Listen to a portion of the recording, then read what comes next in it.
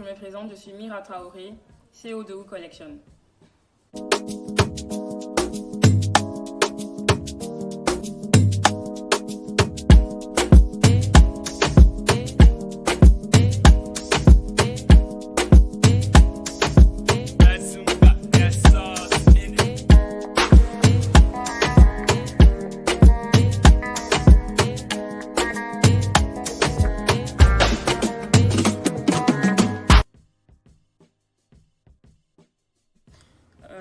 Woo Collection est une marque de vêtements qui travaille essentiellement avec les tissus africains faits à la main, notamment le Faso d'Anfani, le Bokolan, le Kokodunda, le Kita, le Teratera et j'en passe.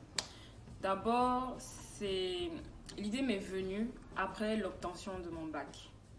Déjà, je voulais entreprendre, mais je ne savais pas exactement dans quoi entreprendre. Du coup, je voulais que ce soit dans un domaine franchement qui me fascine et qui soit surtout artistique parce que je suis vraiment portée sur l'art et tout. Donc voilà, tout est parti comme ça. D'abord, Woo Collection signifie Wondrous Underdog.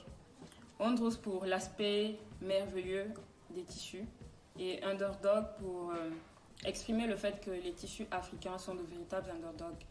Déjà pour l'histoire, un underdog, c'est quelqu'un par exemple dans un film en qui personne ne croit, mais qui s'avère en réalité être le héros à la fin.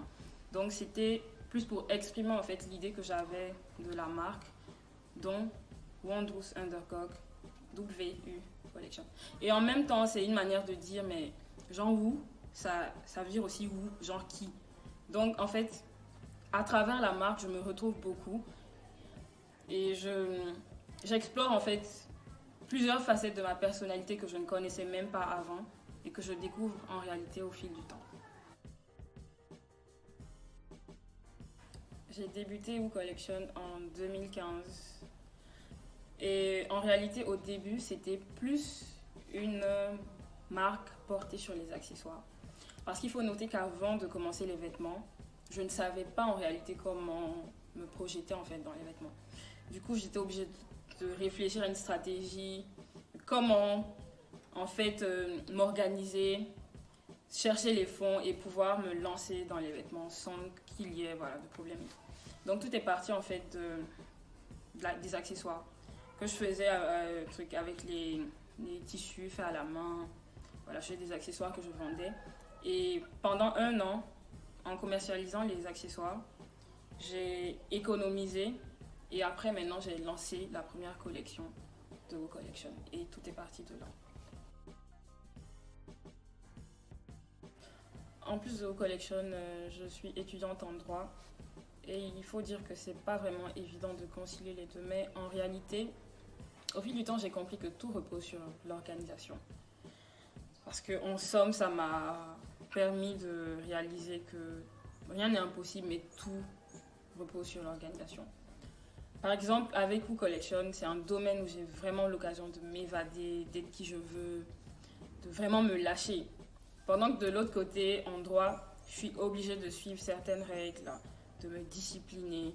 Donc en gros, quand j'ai vraiment besoin de m'évader et d'être qui je veux, je m'agrippe à Woo Collection.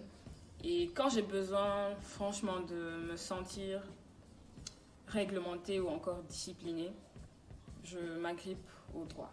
Donc en gros, c'est deux domaines en fait qui sont complémentaires pour moi.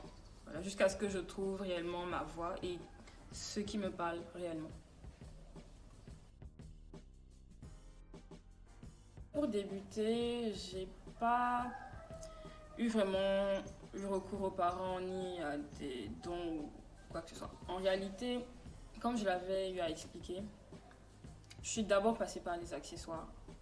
Parce que je me suis rendu compte que me lancer dans les vêtements n'allait pas être aussi facile. Du coup, il fallait franchement me préparer à ça. Donc, j'étais obligée de réfléchir à comment m'y prendre pour pouvoir me lancer dans les vêtements de la manière que je voulais, avec la vision que je voulais, etc. Donc, du coup, j'ai commencé par les accessoires et j'ai économisé pendant 1 année et j'ai lancé la première collection. Parce qu'il faut aussi souligner que mes parents ne sont pas très portés sur la marque de vêtements et tout. Pour eux, c'est l'école, l'école, l'école, l'école. Donc, il n'était pas du tout question de financement ou autre. Voilà. Donc, il fallait que je fasse un peu celle qui se débrouille. Et après, leur montrer qu'en réalité, pas vraiment besoin que du soutien, de leur soutien, mais je le veux vraiment, donc je peux le faire voilà, de moi-même. Ok, ce qui me plaît le plus dans ce que je fais, c'est ce côté-là qu'a la marque de me mettre en fait dans les défis. Parce que tous les jours, c'est comme un nouveau challenge qu'il faut relever et tout. Et j'aime beaucoup ça. Parce qu'à la fin, quand tu réussis, tu te dis, mais waouh, j'ai réussi. Et ça, franchement, ça me plaît beaucoup. Et aussi le fait que quand tu arrives à bien faire les choses, il y a des retours positifs. Ça, franchement, ça encourage beaucoup et ça motive vraiment, vraiment beaucoup. Ce qui me déplaît le plus, honnêtement, c'est le stress que ça génère. À des moments, tu as l'impression que ta tête va exploser. Tu te demandes, mais qui t'a envoyé? Pourquoi tu fais ça même, en fait?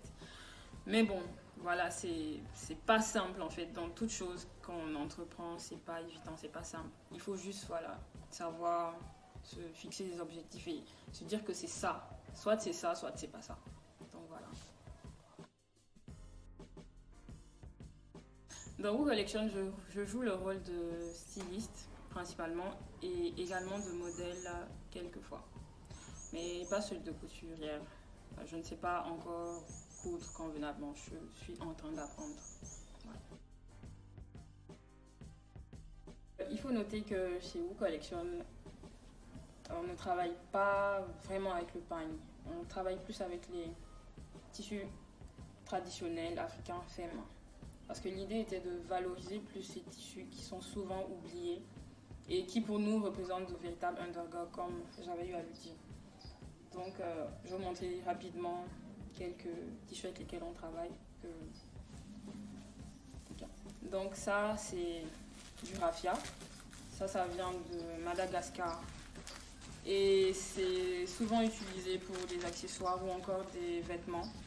Voilà. Mais ici, le rôle de la styliste que je suis, c'est de transformer ça de sorte à ce que ça se transforme après à un vêtement qu'on peut porter pour une occasion spéciale ou quotidiennement.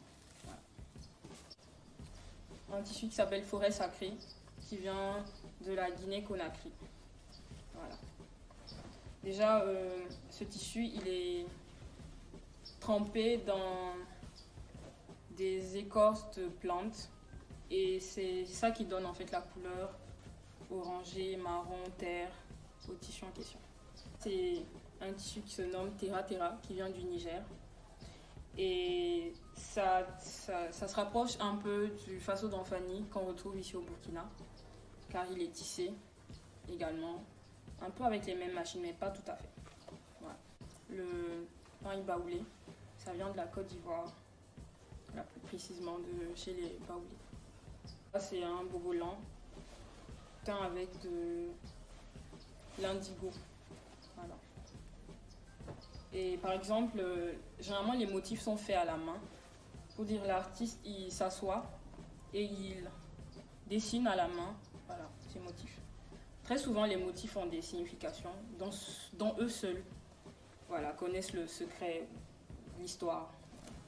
Et Kita ou encore Kente, qui vient du Ghana. Voilà. C'est un tissu également tissé, mais la particularité de ce tissu, c'est qu'il est tissé au millimètre près. Je ne sais pas si vous pouvez voir un peu, mais c'est vraiment, vraiment très, très détaillé. Voilà. Chaque couleur est vraiment très... Et ça, c'est le Faso d'Anfani, voilà, ici. Qui est un très beau tissu également. Et la technique également du tissage est vraiment très minutieuse. Voilà. Ce qui donne différentes couleurs, différents motifs, voilà. Et c'est super compliqué. Donc voilà un peu la plupart des tissus avec lesquels on travaille. Et plein d'autres qu'on ne peut pas tout montrer.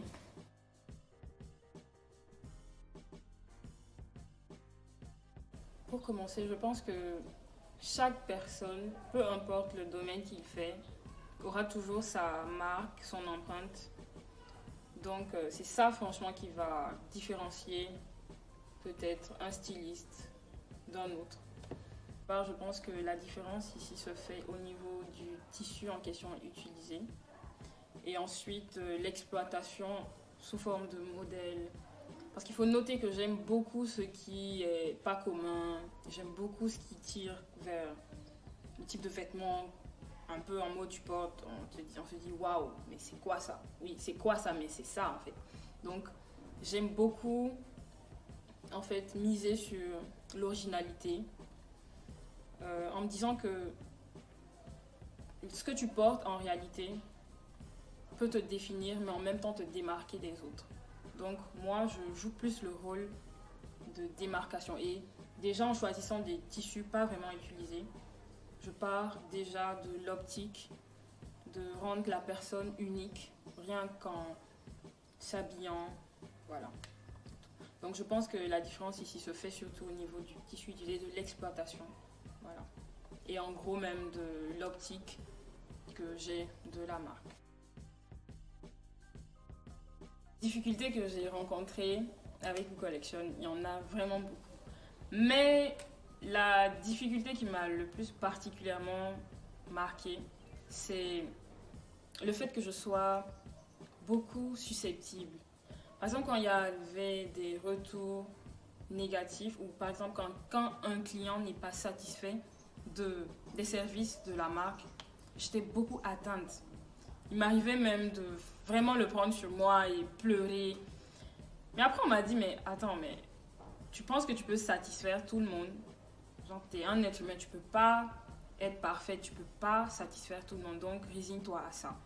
Donc, au fil du temps, j'ai appris, voilà, à me prendre comme ça. Je fais tout pour que tout aille bien, mais quand tout ne va pas, c'est pas une fatalité, c'est normal, voilà, parce que tout le monde fait des erreurs. Voilà.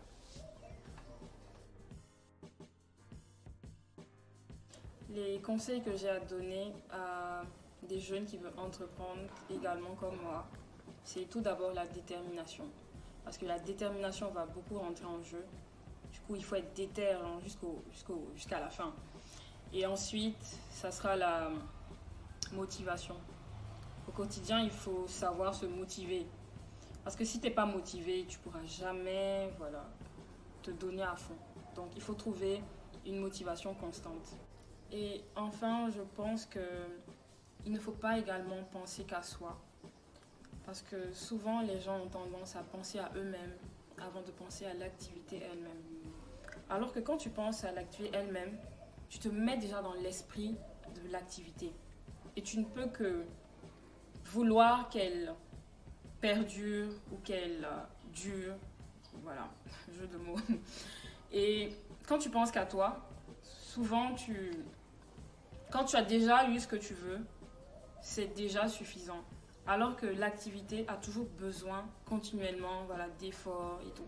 Donc c'est un peu pour expliquer ça. Je ne sais pas si vous m'avez compris, mais voilà, c'est ça.